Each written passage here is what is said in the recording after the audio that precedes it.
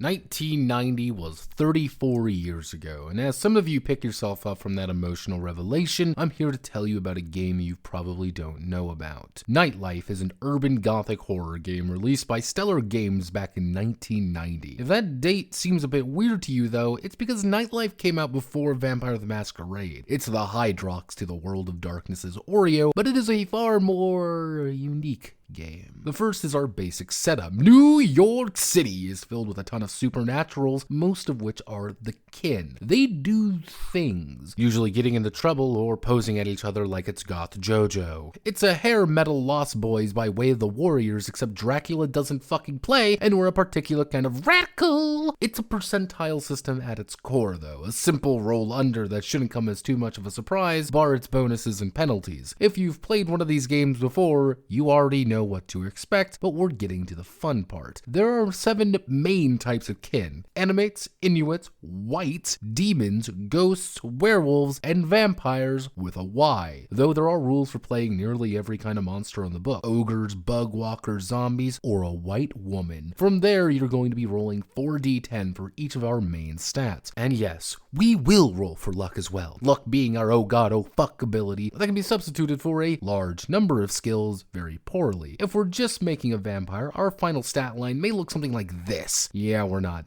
that good. Our survival points, though, are our health. All of the kin are immortal and have to be killed in a very specific way, or a number of times equal to our fitness score. Because it doesn't matter how cool you are, you're still gonna stop getting back up once you're in the wood chipper. Let's move on to skills, though, because we're in Crazy Town, and we're gonna be rolling 20 d10s and placing them in either combat, archaic, or general skills. These 20 d10s used actually to open the skill for use, and we're going to be adding it to our attribute. So if we roll a 6 on our alertness, we're adding our 28 perception together to make it 34. We can add additional d10s here, but they do not get the initial bonus. There is going to be a bit of a meme here where a majority of the skills are technically dex or intelligence based. There are 2 that use attractiveness in the entire game, and some of the skills are odd: ambidextry, skateboarding, fashion sense, memory training, mind, pharmacology, stage presence, and taxidermy, to name a few. But we're also going to be investing in combat skills. The base game has a few, letting you invest in rifles, bows, knives, martial arts, maybe even Wing Chun if you're feeling spicy, or you can play Street Fighter and actually win a fight. Alright, so we got our skills, so let's do our edge. Not that kind of edge though,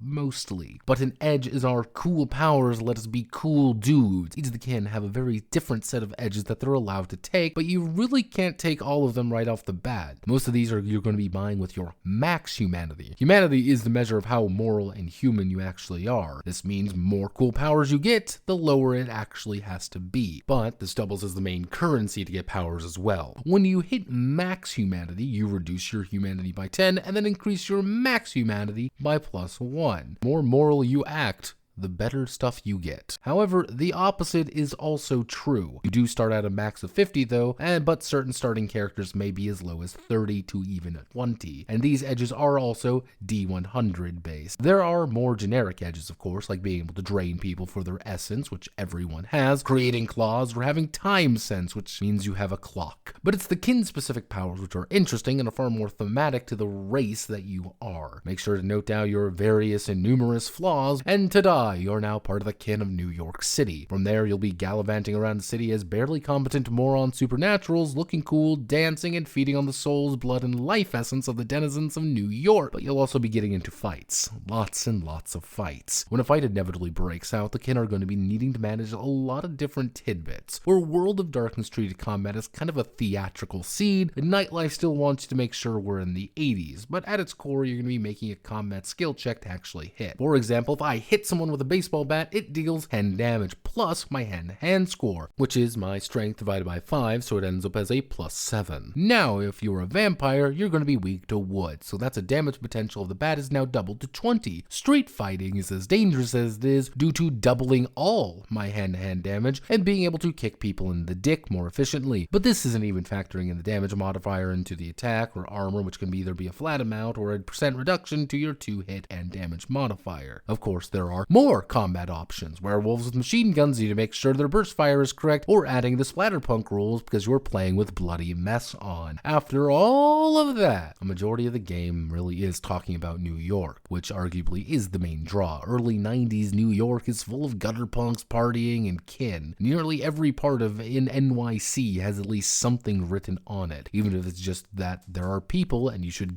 go there for stuff. Mix in quite a few dramatis personae, and it is interesting. Nightlife's expansions add more stuff to play with. Want to play witches and changelings? Yeah, it's in there. You want to go to Chicago and DC? Go for it. Want to start a hair metal band? There's a book for it. Nightlife, though, is a relic of its time, a weird transitory period without committing to what makes it work best. Between some very clunky mechanics and very slow progression, you're better off enjoying the Nightlife than actually playing it. Though the game does its best when it's Skateboard Dracula versus Zombie Staten Island and the Guidos of the Damned, the sheer ridiculousness of the situation and sheer number of options is impressive and actually hilarious if you're willing to throw back a few and get radical. Happy Halloween, everyone. My name is Notepad, and this was Nightlife. If you like what I do here, feel free to like, comment, and subscribe. Many thanks to the kin of the Laugh Factory for their continued support. Godspeed, good luck, and hit it.